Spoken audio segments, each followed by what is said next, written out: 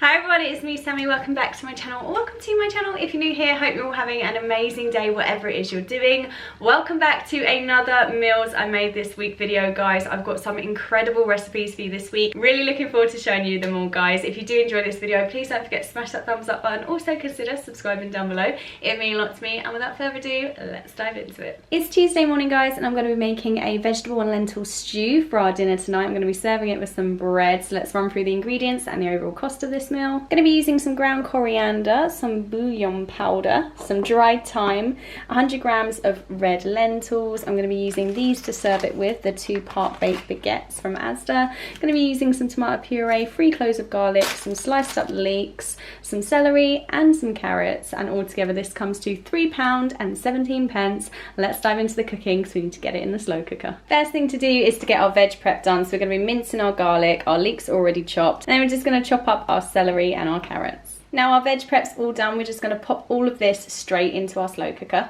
And I'm going to pop our slow cooker on high to start heating up. We're also going to add our sliced leeks into here now as well. I've just rinsed off our 100 grams of red lentils. They're going to go in here now too. And then we're going to add our other little bits and pieces now. 2 tablespoons of tomato puree, 1 tablespoon of bouillon powder, 1 teaspoon of dried thyme, or if you want to use fresh thyme here, you can use 1 tablespoon of fresh thyme, and 1 heaped teaspoon of ground coriander. Then we're just going to add 1.5 litres of boiling water to this and give it all a good mix. And that's all our prep done, guys. It's already on high where I've been warming it up. So we're just going to put the lid on this now. And we're just going to let that cook now for 4 hours on high, or you can do 6 hours on low if you want. Or if you don't have a slow cooker and you just want to cook this in a stove, just put it all into a pot instead of a slow cooker. And you can cook it on the stove for about half an hour, 45 minutes, and it will be beautiful. So yeah, just going to let that cook up now, and then we'll be back later to serve up. Now our stew's been cooking for a fair few hours now. Now you could just serve it like this and have it at this consistency. However, I like to have a sort of thicker gravy consistency, so I'm actually going to blend it up with my hand whisk now and sort of blend up about 1/3 of our stew. Now I've done that, it's given a much sort of thicker consistency to our stew now. Now what I'm going to do is just season this with salt and pepper as per my taste, and then I'm just going to cook our part-baked baguettes as per the packet instructions, and then we'll be ready to serve up. And that is our dinner all served up, guys. We've got our vegetable lentil stew served up with our bread. We've got a crack of black pepper on top for garnish as well. So this is mine, Tyler's, Liam's and Ava's. We're going to go enjoy this now, guys. We'll catch you later in the week for some more meals. It's Wednesday evening, guys, and we're going to be making an amazing cottage pie tonight. Let's run through the ingredients and the overall cost of this meal. Going to be using a little bit of olive oil, some Worcester sauce, some plain flour, 500 grams of beef steak mince, a beef stock cube, 2 sticks of celery, 2 tablespoons of tomato puree, some carrots, some dried thyme and dried sage, 1 onion, and 1 kilo of Maris Piper potatoes for our mashed potato topping. That's everything, guys. Altogether it comes to £6.54. Let's dive into the cooking. First up, for our veg prep, we're going to peel and chop our potatoes, put them into a pan with some cold water, and then we're going to finally chop up our celery, our carrots and our onion. Now into a large lidded saucepan, we're just going to pour a little bit of olive oil and get that all heated up. And then once the olive oil is heated up, we're going to add our 500 grams of beef steak mince to our pan and brown that off for 5 minutes. Once the mince has been cooking for 5 minutes and it's all nicely browned, we're going to add in our chopped onion, celery and carrot to this now and cook that for a further 10 minutes.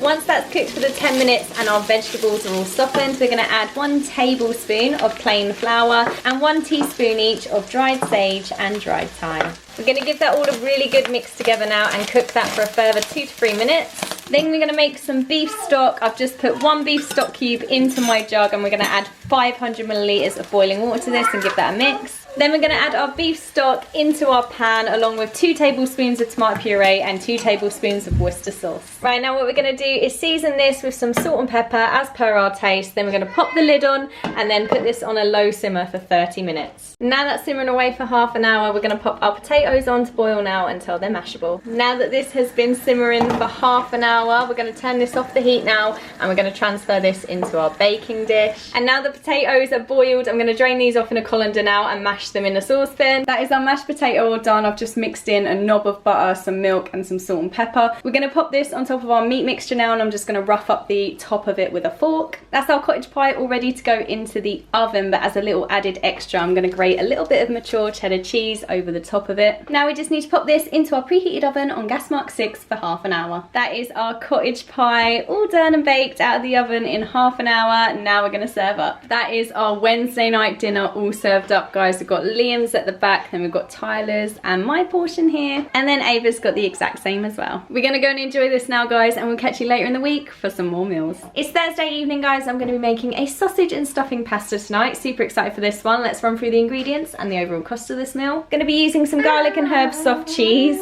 2 30-gram packs of sage and onion stuffing, 8 pork sausages, 1 onion, 2 heads of broccoli, some garlic granules and some mixed herbs, and about 250 grams of pasta. That's everything we need, guys. Altogether it comes to £5.14. Let's dive into the cooking. First thing to do is to cook my pork sausages. So I'm going to pop these into the air fryer at 200 degrees for 10 minutes. I've preheated the oven to gas mark 6. I've made up our 2 packs of sage and onion stuffing mix as per the packet instructions, and now we're going to pop this onto a large baking tray. I've spread it out nice and thin so it can go nice and crispy in the oven. We're going to pop this into our preheated oven on gas mark 6 now for about 15 minutes. I've just put our pasta on to boil now in a big pan of boiling water with a little pinch of salt in there as well. We're just going to let that cook as per the packet instructions. And for our veg prep now, I'm just going to chop up our broccoli heads into small florets and dice up our onion. 5 minutes before the pasta's finished cooking, we're going to add our broccoli into the same pan and cook that with our pasta. Once our broccoli and our pasta has finished boiling, we're going to turn this off the heat, drain it in a colander, reserving about 200 millilitres of our pasta water. Once I've drained the pasta and the broccoli, I've returned the same pan to the heat. Now we're going to add our onions to this and fry that for 5 minutes. After the sausages have cooked in the air fryer, I've just chopped them up into bite-sized pieces with some scissors,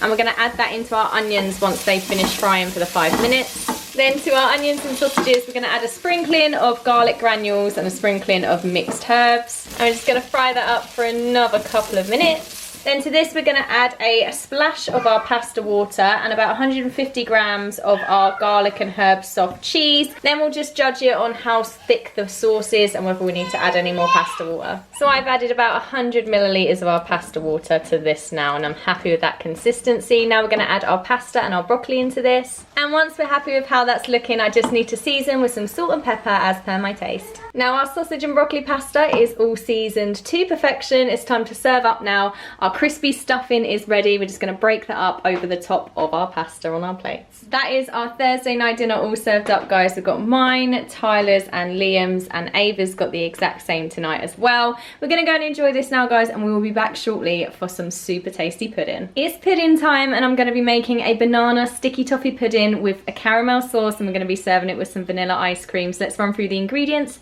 and what we need to make this. Going to be using some bicarbonate of soda, vanilla extract, dates, light brown soft sugar, self-raising flour, double cream, unsalted butter, 3 eggs and 2 ripe bananas. That's everything we need, guys. Also, I'm going to be serving it with some vanilla ice cream that's still in the freezer.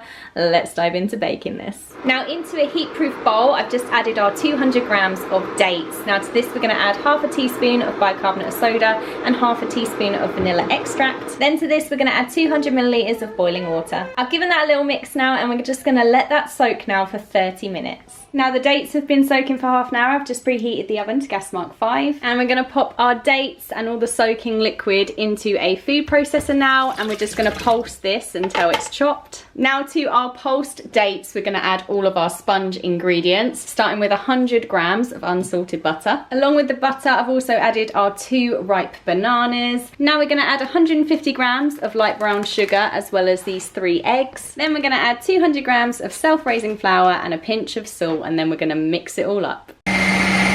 Now we're going to pop our cake mix into our cake tin now. And now we're going to bake this in our preheated oven on gas mark 5 for 40 to 45 minutes. We want the sponge to be firm and a skewer to come out clean. Now while the pudding is baking, it's time for us to make our toffee sauce. So we're going to pop 100 grams of unsalted butter and 200 grams of light brown soft sugar into a pan. Now we're going to heat our sugar and our butter over a medium heat, stirring it constantly until the butter's all melted. melted and the sugar's all dissolved. And when this starts to bubble, we're just gonna let this bubble for 3 minutes.